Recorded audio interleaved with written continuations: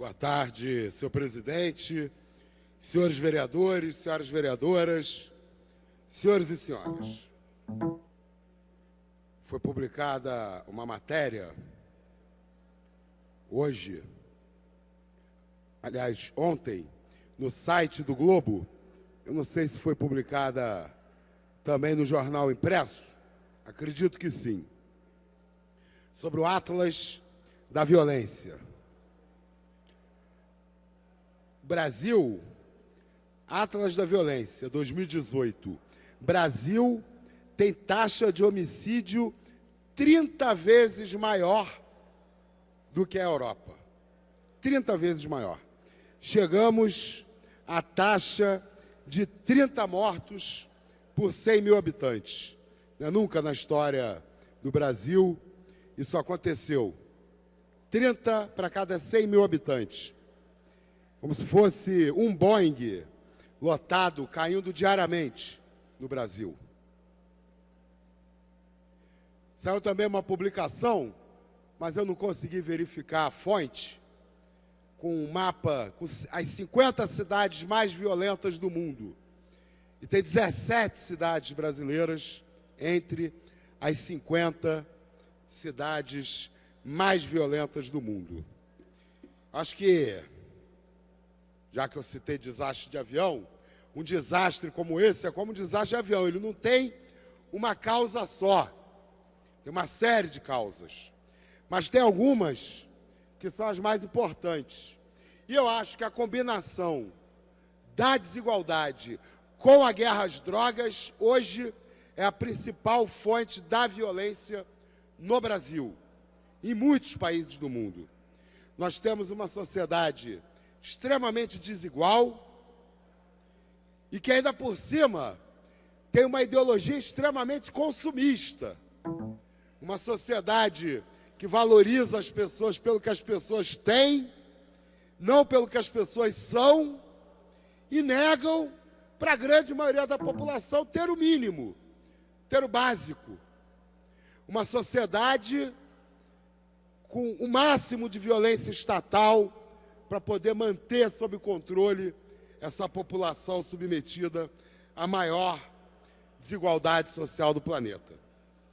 E aí, senhor presidente, tem gente que critica a marcha da maconha, critica os movimentos pela legalização das drogas, dizendo que esses são movimentos de playboys, movimentos da Zona Sul do Rio de Janeiro, que só interessa ao playboy que quer fumar o baseado dele.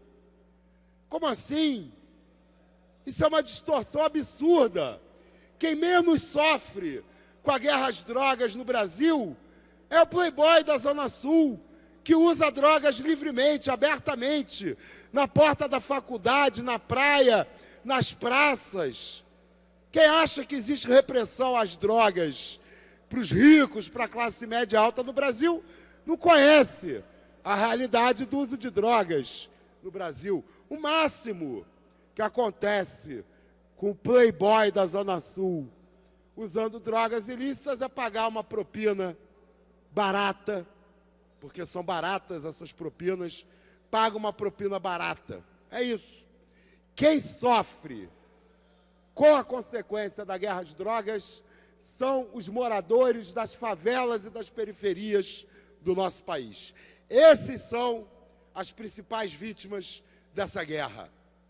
E, na minha opinião, essa guerra existe para vitimá-los. Existe para vitimá-los. O objetivo da guerra às drogas é dar um discurso ideológico para justificar o massacre permanente da juventude pobre, especialmente da juventude negra no Brasil. E foi assim desde o início.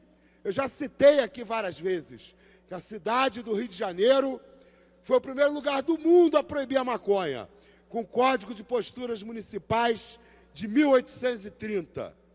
E esse código dá a pista, porque a lei está escrita assim: é proibido aos escravos e outras pessoas.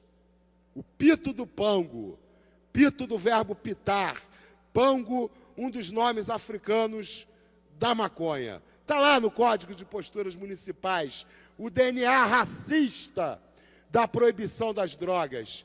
É proibido aos escravos e outras pessoas. Depois, quando houve a abolição da escravidão, não houve a indenização dos escravos.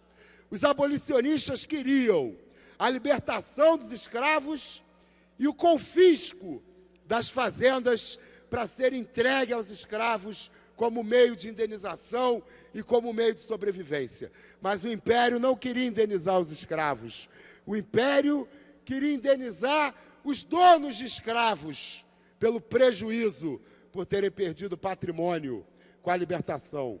O Império caiu, ninguém foi indenizado. E aos ex-escravos